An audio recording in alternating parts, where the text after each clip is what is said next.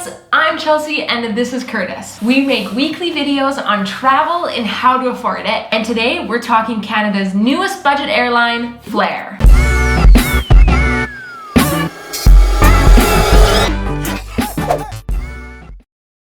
As you probably know if you live in Canada, domestic travel has been notoriously expensive. It's cost us the same amount of money to travel Alberta to Ontario as it has to travel Alberta to Thailand. But with the introduction of new budget airlines, Canada is feeling a little less spread out. We recently took a flight from Calgary to Abbotsford, so we're going to share with you our experience. We're going to tell you how cheap it is and is it even worth it. We've flown with a few budget airlines already through Asia and in Europe, and our experience with them has always been pretty good. Not always the most smooth operating machines, but travel with them has always been worthwhile. So upon check-in at Flair, we had a little bit of, I don't even know how to say it. The lady at the front counter put our bags up on the weigh scale. To put our bags down on the conveyor belt, she would hold the top of the bag and kick it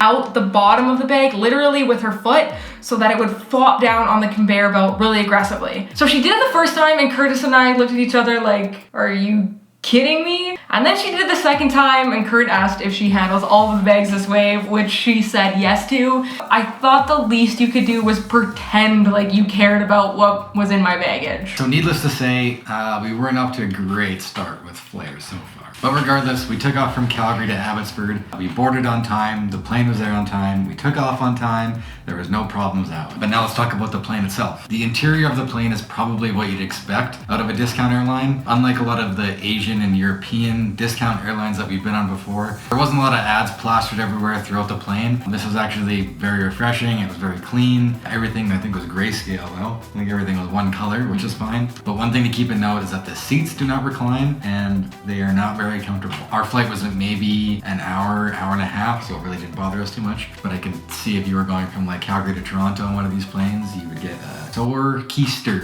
The plane that we took on the way to Abbotsford versus on the way back were completely different, had completely different color schemes. Looked like it might have even been an old WestJet plane that we were on. Which means the seat did recline, but still no in-flight entertainment or anything like that. So the legroom in these planes seemed to be pretty average. We didn't feel like we were too crammed. We didn't feel like we had a lot of space either. But like I said, seats aren't very comfortable. They don't recline. They're kind of like a vinyl-y plastic material, probably easy to clean, which is why they do it. But again, you're not paying for luxury on a plane like this. You're paying for a cheap ride from point A to point B. Economy at its finest. So let's talk about the menu. Surprisingly, everything on there was fairly reasonable. Chelsey and I stopped at a coffee shop before we got on the plane, so we didn't know what prices were going to be like, and we really needed a coffee because we left at like 9 p.m. But when we got on the plane, we realized that prices on the plane were pretty similar to what you pay in the airport, which again is usually a little bit overpriced, but it wasn't like they were trying to gouge you on the airplane at all. They had things like coffee, tea, water, juice, Campbell's soup,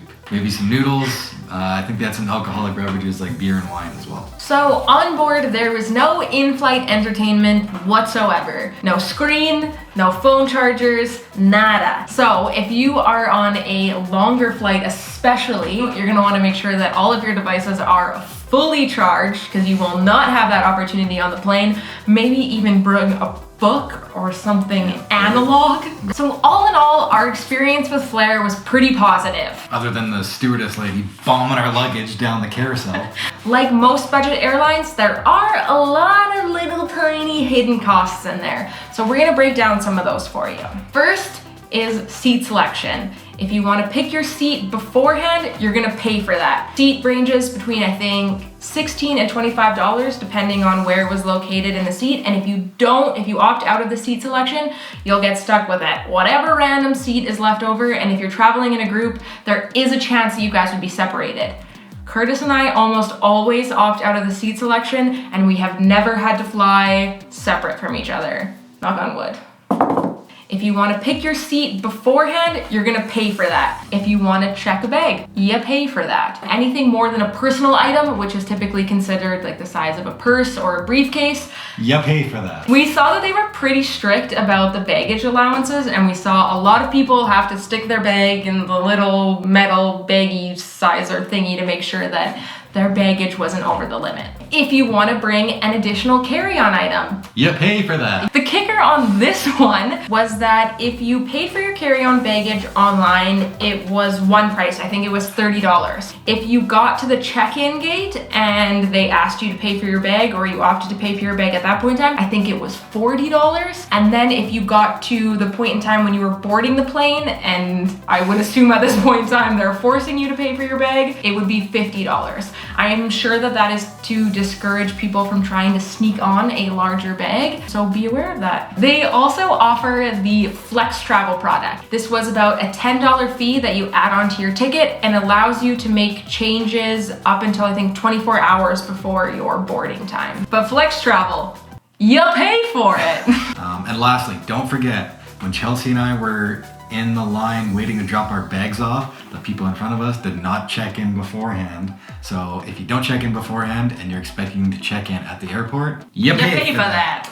I think it was $15 to have the customer service representative check you in. She was really nice about it. She helped the guy check in on his phone, but you pay for that. So we added up all of these little tiny add-ons, and if we opted into every single one of them, the Flair Airline fare was still going to be cheaper than the airline that we typically take. The airline that we usually take from Calgary to Abbotsford is WestJet, and it really pains me because I got the WestJet card and I've been drinking the Kool-Aid for years. Got points, we use them all the time, but it's just become too expensive to go from Calgary to Abbotsford when we have a cheaper option like this. We're die-hard WestJet fans, but Love you, WestJet. we're willing to maybe cheat on them a little bit. Not putting that in. To sum up our experience before we get into some of the money-saving tips, we would give it 2 thumbs up. Flair Airlines is cheap. There's no fancy bells and whistles, which is probably what you'd expect. But at the end of the day, it's gonna get you from point A to point B. And in our experience, they'll even get you there on time. So at the end of the day, is it worth it? Hell yeah, it's worth it. Like I said, this used to cost us probably anywhere between $400 to $600 per person round trip from Calgary to Abbotsford. Whereas now, I think it cost us $400 for both of us round trip. That's like night and day differences. It's costing us literally less than half the cost as what it usually does. Now that we know that Flair Airlines is a little hidden gem there, we're so excited to explore more of Canada, and hopefully we'll get out to see our friends and family in Toronto real soon. So lastly, we have got some money-saving tips for flying on budget airlines like Flair. First is checked baggage. Typically, Kurtis and I would fly carry-on only because most airlines will allow you to have a carry-on bag for free. This isn't the case with budget airlines, so an option would be, rather than paying for 2 carry-on bags, which were the same cost as 1 checked bag, we would split 1 checked bag. Yay, sharing. Number 2 is don't get hung up on seat selection. Like I said, Kurtis and I have never been split up in our travels, and when you're talking about a domestic airline, it's not like you're flying on some 8+ hour overseas trip. These are gonna be fairly short journeys. That being said, we always book together. I wouldn't expect 2 people to book separately and hope to sit together. We always book together, so we usually place together. Yes, good point. Tip number 3 is bring your own entertainment. On Flair Airlines, this isn't really a money-saving tip because there's no option to upgrade to get internet or TV, but it could be on other discount airlines for sure. Tip number 4 is to pay for your baggage or additional services way at the beginning when you do your initial bookings. Typically, anything that you're gonna do at the initial bookings comes with cheaper options. There were even bundling luggage packages there. Those ones are gonna be way cheaper than if you wait until your check-in or boarding. That would be horrible. It would cost you a fortune. And as we learned with Flair Airlines, don't forget to check in online, because you'll pay for that. So thank you guys so much for watching. If you guys liked this video and learned a little bit about Flair Airlines, please hit that like button. Hit the subscribe button too, so we can see you guys next week on our next weekly travel video. And we hope that we can help you find your adventure. Bye.